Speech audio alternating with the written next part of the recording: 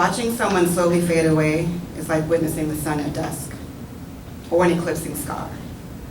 Only there is no return, no reward, only memories. Memories become clearer the closer death nears, clearer the way the moon becomes brighter at night, even the ones you hoped you buried for good. They spring up unannounced like a blooming morning glory. Curated memories, waiting in memories, examining memories like a Kara Walker exhibit, being convicted by memories and wondering which ones are true, leaving you only with the questions that remain. Was he at peace? What would he have changed? What would he have kept the same? What did he leave behind? Who did he neglect to love? I stare at my mother, wearing fear and closure just the same. Did my parents have love? What did they say to one another when no one else was around? What would they say now? Barriers haven't been brought down. Ray occupies the bedroom, filling the void. Tina lays out Ray's suit, shoes, tie, cufflinks, and socks on the bed. They talk to each other without acknowledging the other. I couldn't love myself. You used to plant 1,000,000 kisses on Elaine's feet when she was 2. Remember that? You would kiss each of her 10 toes and then tickle her stomach. Tender. Just so tender. I didn't know you could be that tender. I couldn't love myself, so I didn't know how to love you. Her giggle seemed like it fed your soul. But you didn't let me love you. Even if I tried, you wouldn't let me love you. I could never feed your soul like that. I never fed your soul. You remember we used to take long drives on the causeway. We would say, even Lake Pontchartrain couldn't contain the span of our love. 24 miles of a bridge over 600 square miles of water. That's how big our love was. And Daniel, the way you would stare at Daniel when he was first born, to make sure he was still breathing, grateful for every breath. We would park before the toll and sit atop the truck, making figures out of the clouds. But I knew you didn't love me. You didn't know how to love me. Love me steady. The way a giraffe sleeps, eats, and gives birth on its feet. Unwavering. The way ocean waters respond to wind, making waves ferocious, like the sound of thunder after lightning strikes, illuminating the sky. I always saw Santana in those clouds, and you always saw your great-grandmother, Miss Daisy.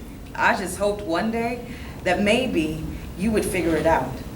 I wanted to love you. You never figured out how. So here we are. The first time I saw my father cry, I was 10. Russell had been shipped off to Vietnam. He cried for fear that his oldest son might return in a box. He cried because he, nor my mother, could do nothing to stop it. The first time I saw you cry, it was on our wedding day. A tear fell onto my hand as you slipped the gold band onto my shaky finger. I didn't know if you were crying out of dread or happiness, or both. I wanted to love you. Love had always been a power dynamic.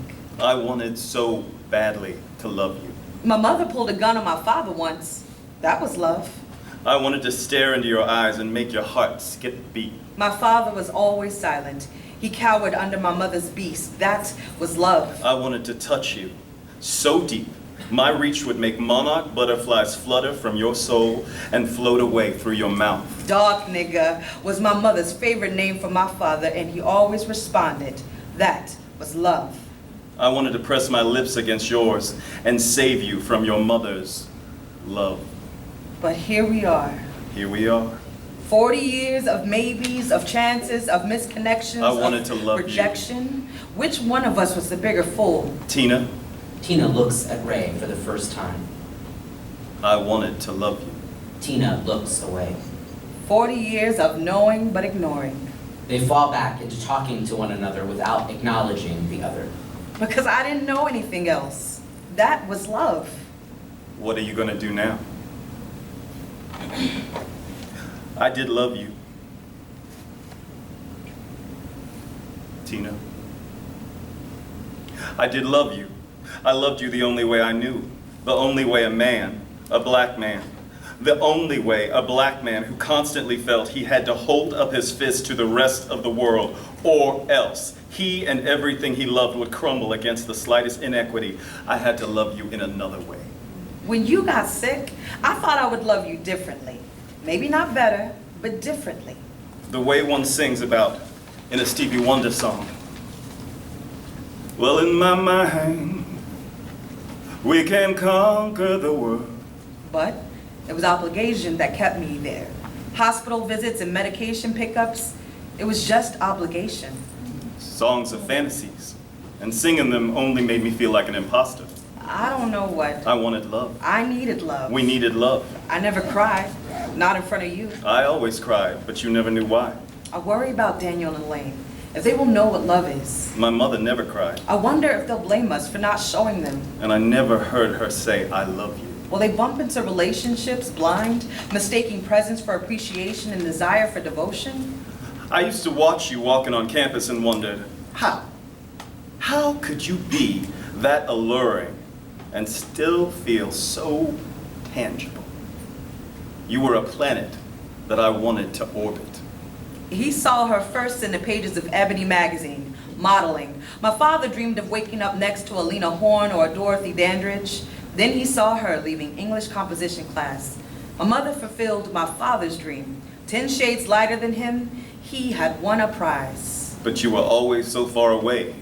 Your gravity wouldn't hold my orbit. She married him to piss off her father, to have grandkids for him that wouldn't pass like he could. My grandfather rarely took us out in public. I was selfish. I was your prize. I wanted to love you. It feels weird. I don't miss you. Am I supposed to miss something I never really had? Ray disappears. I don't know. I don't know what I'm gonna do now. Tina runs her hand over Ray's tie. At least Daniel and Elaine knew you loved them, even if I never did. Tina is suddenly overcome with tears. Mom, I'm gonna be late. Tina calms. Tina picks up the suit, shoes, tie, cufflinks, and socks. Raymond Michael Edwards, loving father, attempted husband. She leaves, solemnly passing Elaine. Memories become clearer the closer death gets. Clearer the way the moon becomes brighter at night. Even the ones you hoped you buried for good. They spring up unannounced like a blooming morning gourd. Some memories, though, we can recreate, bring comfort where there was once regret. Some memories we strain to forget, and others we hold so tightly, too, before they fade away.